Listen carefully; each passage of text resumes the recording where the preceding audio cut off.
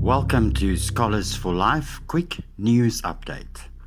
5 myths about South Africa's alcohol ban by staff writer, and it was published on 24th of May 2020. The narrative around the ban of alcohol in South Africa during lockdown has become complex and obscured. So many layers have been added and issues interweaved that the topic in itself has polarized both friend and foe, says Carmen van Niekerk, excise manager at South African Breweries, also known as SAB. South Africa is currently operating under level 4 lockdown regulations, which bans the sale and distribution of alcohol. That will change once the regulations are relaxed to level 3. The country's largest brewer, along with numerous industry bodies, have lamented the potential fallout from the country's stringent lockdown laws, most notably the thousands of potential job losses. SAB previously warned that if it's forced to work at a reduced capacity for 4 months, it could result in loss of 2,000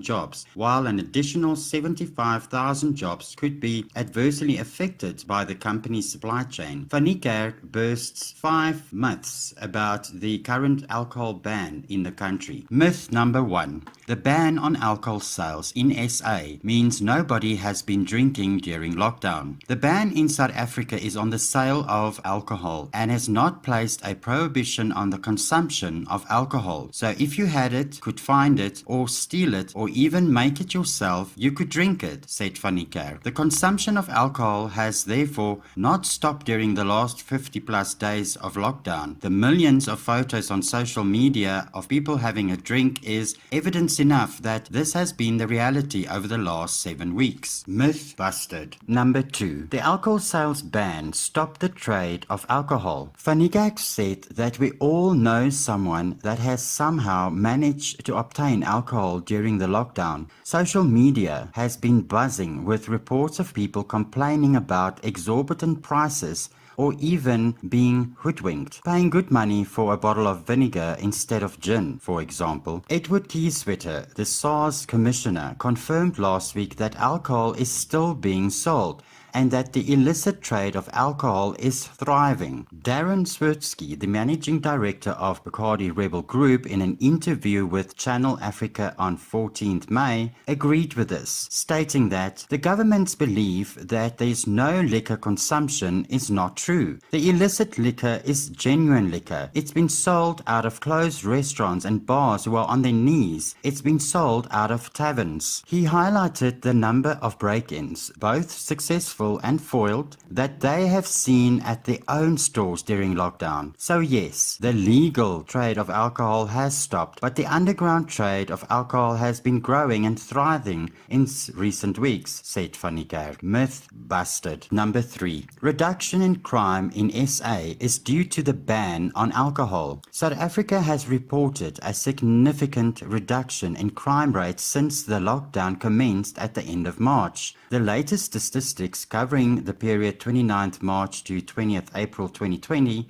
indicates that murders reduced by 72%, rape by 87.2%, assault dropped by 85.2%, and attempted murder was down by 65.9%. Despite claims that reduction in crime are related to alcohol prohibition in South Africa, it is apparent that these positive trends are also taking place in countries where the sale of alcohol has not been prohibited, and even in some countries where alcohol sales have been actively supported, said Van Niekerk. She said that South Africa is one of only 4 countries that have implemented a national ban on alcohol sales during lockdown. The other three countries are Sri Lanka, Botswana, and Panama. The similar trends seen across countries with and without alcohol prohibition suggests that social distancing measures and stay-at-home orders, otherwise lockdowns, are the key drivers to reduce criminal activity, van Niekerk said.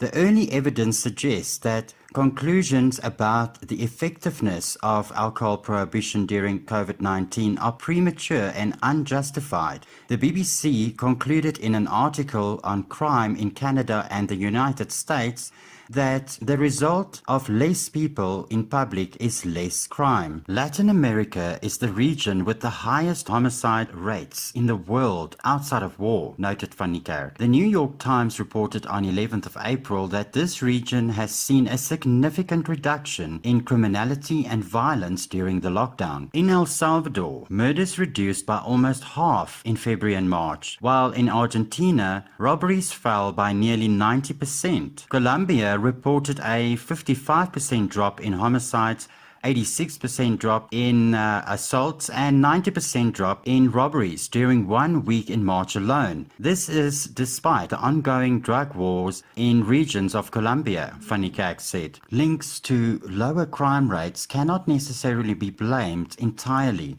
on alcohol bans, as various governments and news articles in South Africa suggests. Crime rates in terms of illicit sales have increased, and crime rates of other crimes have decreased based on travel freedom restrictions. Again, no direct and clear correlation is provided. The common denominator between South Africa and the above comparisons is therefore not the availability of alcohol, but the fact that the lockdown restricted public gatherings and the movement of people, coupled with increased law enforcement on the streets. Myth busted. Myth number 4. Reduction in hospital activity in SA is solely due to the ban on alcohol. Reduction in hospital activity have been reported in many countries around the world, both in countries that have prohibited alcohol as part of their lockdown orders and in countries that have not restricted access, noted van Niekerk. Kenya and Canada haven't banned alcohol sales during the lockdown, yet Kenya reported very few patients, and Canadian trauma doctors